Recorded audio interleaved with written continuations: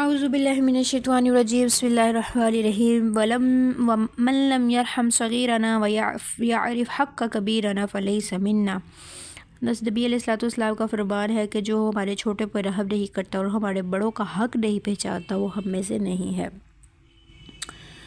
ایک اور حدیث پاک میں آتا ہے لیس منا من لم یرحم صغیرنا ولم یؤقر کبیرنا، کہ وہ ہم میں سے نہیں ہے جو ہمارے چھوٹوں پر رحم نہ کرے اور ہمارے بڑوں کا احترام نہ کرے۔ تو اسلام نے اپنی دینی احکامات کے ساتھ ساتھ اخلاقی حقوق و فرائض کو بھی بیان کیا ہے۔ چھوٹوں پہ رحم کرنا کیا ہے، چھوٹوں پہ کیسے رحم کرنا چاہیے؟ چھوٹوں پہ رحم کرنے سے مراد یہ ہے کہ بچوں کے ساتھ پیار، محبت اور شفقت سے پیش آئیں۔ بچے چونکہ جسمانی طور پہ کمزور ہوتے ہیں، انہیں بڑوں کی مدد کی ضرورت ہوتی ہے، اس لیے بچوں کو جہاں کہیں مدد کی ضرورت پیش آتی ہے ان کی مدد کرنی چاہیے، یہ بڑوں کا اخلاقی فرض ہے۔ بچے کوئی غلطی کریں یا انہیں معاف کر دینا چاہیے۔ پیار سے بچوں کو تعلیم و تربیت دینا ہی ان کے اوپر رحم کرنا کہلاتا ہے۔ یہ نہیں ہے کہ انہیں کوئی طریقہ سکھایا جا رہا ہے یا کوئی بات سمجھائی جا رہی ہے تو ڈانٹ ڈپٹ مار پٹائی سے یہ تعلیم ہمیں زیب نہیں دیتی کہ بچوں کے ساتھ ایسا رویہ رکھیں۔ یہ ہم بچوں کی تربیت نہیں کر رہے بلکہ بچوں کو بگاڑ رہے ہیں۔ اسوہ رسول اگر دیکھا جائے، نبی علیہ السلام کا کیا طریقہ کار تھا بچوں کے معاملے میں؟ نبی علیہ السلام بچوں پہ نہایت رحم فرمایا کرتے تھے۔ معمول آپ علیہ السلام کا یہ تھا کہ سفر سے جب آپ واپس تشریف لاتے تو راستے میں جو بچے ملتے ان میں سے کسی کو سواری پر آگے اور کسی کو پیچھے بٹھا لیا کرتے۔ راستے میں جو بچے ملتے تھے آپ علیہ السلام ان کو خود سلام کرتے۔ نبی علیہ السلام کا معمول تھا کہ جب موسم کا کوئی نیا میوہ پھل خدمت اقدس میں پیش کیا جاتا تو حاضرین میں جو سب سے کم عمر بچہ ہوتا آپ علیہ السلام اس کو عنایت فرماتے، اس چھوٹے بچے سے آپ ابتدا کرتے۔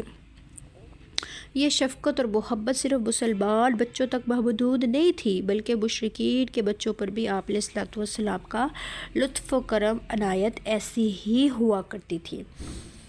اب جو بچوں کے بعد بات آ جاتی ہے بڑوں کا ادب و احترام کرنا، بڑوں کے حق کو پہچاننا، تو وہ کیا ہے کہ ہمیں اپنے بڑوں کا کس طریقے سے حق پہچاننا چاہیے، وہ طریقہ کار کیا ہے کہ بڑوں کا ادب و احترام کیسے ہوگا۔ بچے اور نوجوانوں کا فرض بنتا ہے کہ وہ بزرگوں کا احترام کرے۔ اگر چھوٹے ان بزرگوں کا احترام کریں گے، ان کے لیے جگہ چھوڑیں گے، ان کو عزت سے بلائیں گے تو ان کو خوشی محسوس ہوگی، ان کے دل کے اندر ایک راحت محسوس ہوگی، بزرگ خوش ہو جائے گا۔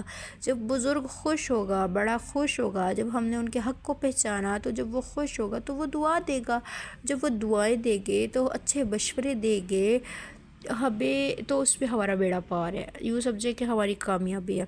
تو یہ اللہ اور نبی کی طرف سے بزرگوں کا ہم پر حق ہے کہ ہم ان کا احترام کریں۔ اب بزرگوں کے معاملے میں اگر دیکھا جائے تو نبی علیہ السلام کیا کرتے تھے؟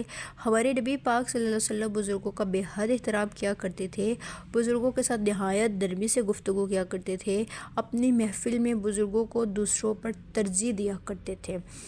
تو اگر کہتے ہیں نبی پاک صلی اللہ علیہ وسلم کی محفل اگر بڑوں کے حوالے سے ہوتی تھی نا مجلس، تو اس میں آپ سب سے پہلے ان کو دیتے جو عمر میں بڑے ہوتے تھے، ان سے آپ ابتدا کرتے تھے۔ تو نبی علیہ السلام جیسی ذات ہے وہ بڑوں کا ادب، بزرگوں کا خیال احترام کر سکتی ہے، تو ہمارے لیے کیوں نہیں ہو سکتا؟ ہمارے لیے تو بطریق اولیٰ ہوگا کہ ہم نبی علیہ السلام کے نقش قدم پر چلے اور ہم بھی بزرگوں کا احترام کرے، خیال کرے۔ اور جو نہیں کرے گا، چھوٹوں پہ شفقت نہیں کرے گا، بڑوں کا خیال نہیں کرے گا، ادب نہیں کرے گا، تو ظاہر سی بات نبی علیہ السلام نے فرمایا کہ وہ کامل مومن ہی نہیں ہے۔